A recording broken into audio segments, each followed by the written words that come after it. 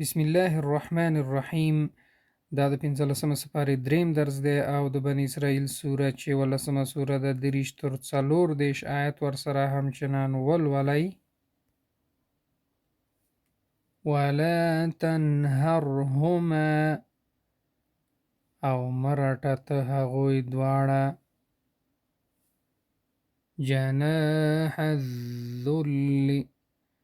جناح الذل وزر د تواضع مفهوم دی وزر د تواضع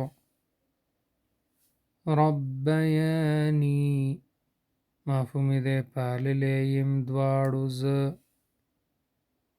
للأوابین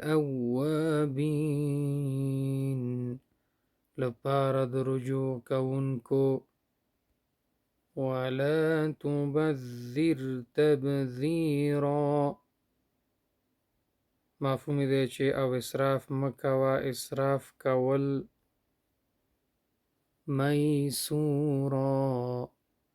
میسورا پسته او خوږه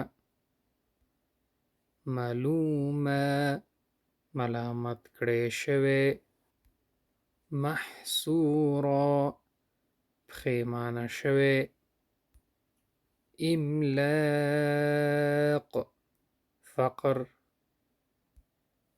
کان مسئولا مفهوم دی چې دا پوښتیدلی شوی.